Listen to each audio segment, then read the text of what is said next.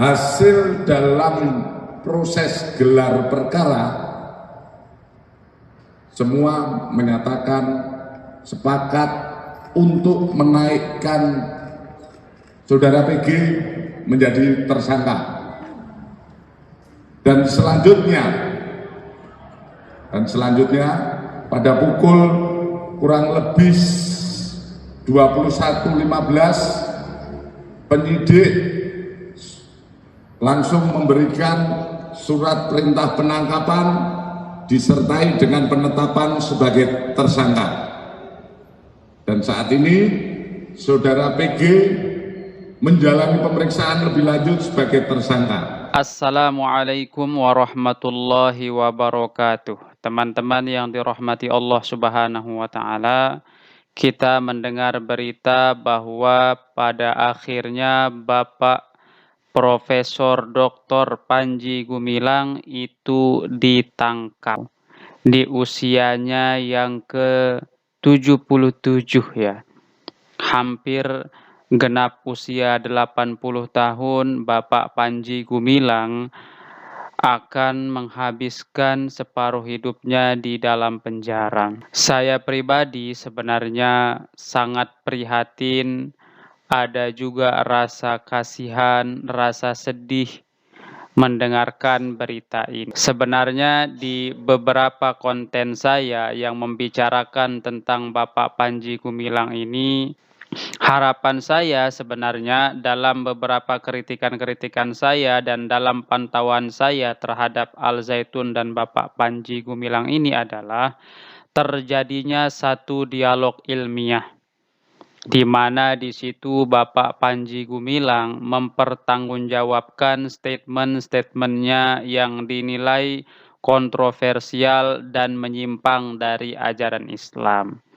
Sehingga dari dialog ilmiah itu beliau bisa menemukan kesalahan-kesalahannya dan segera bertaubat, kembali ke jalan yang lurus, kembali mengajarkan kepada santri-santrinya suatu ajaran Islam yang memang dari generasi ke generasi dengan sanad yang jelas itu kembali diterapkan di Al Zaitun.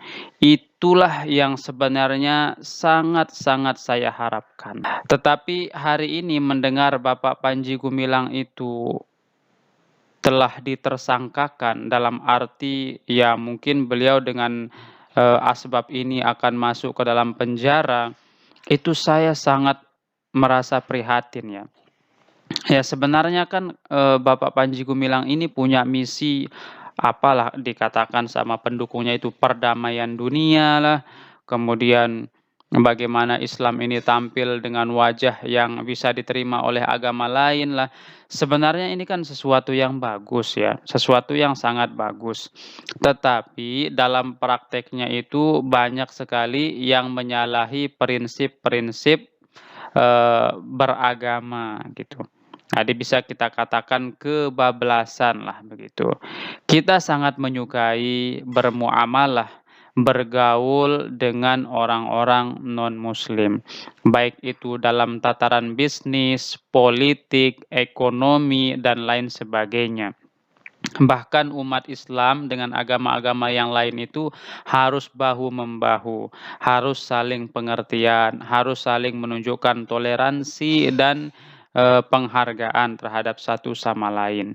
Tetapi tidak berarti dalam hal-hal yang fundamental, misalnya seperti ibadah, itu harus dicampur-campurkan. Karena setiap agama itu memiliki prinsip dasarnya masing-masing yang tidak boleh saling dimasuki.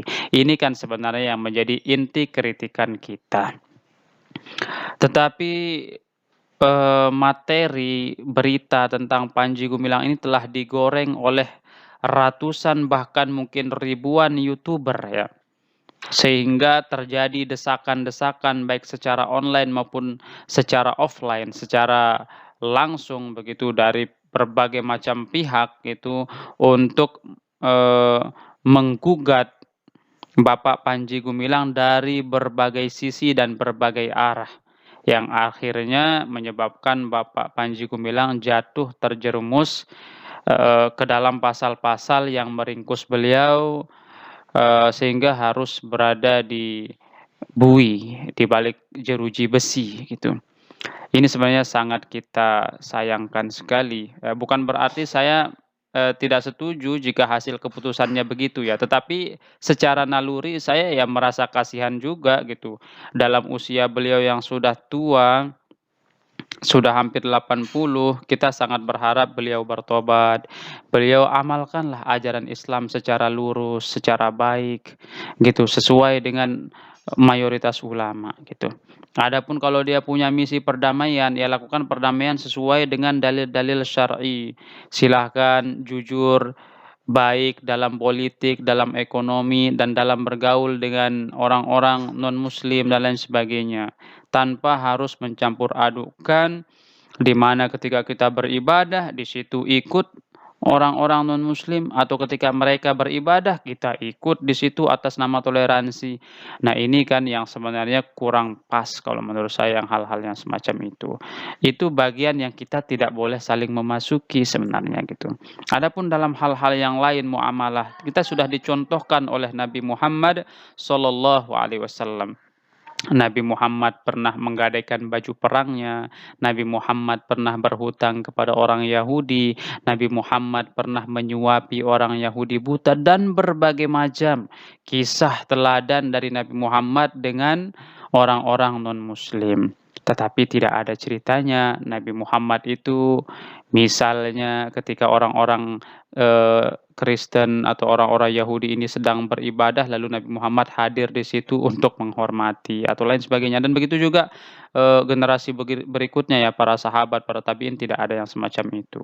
Tetapi mereka sangat dihormati ketika mereka melaksanakan ajaran ibadahnya, tidak diganggu, bahkan kalau itu adalah amir difasilitasi dan lain sebagainya. Nah, hal-hal yang semacam ini boleh-boleh saja sebenarnya kan.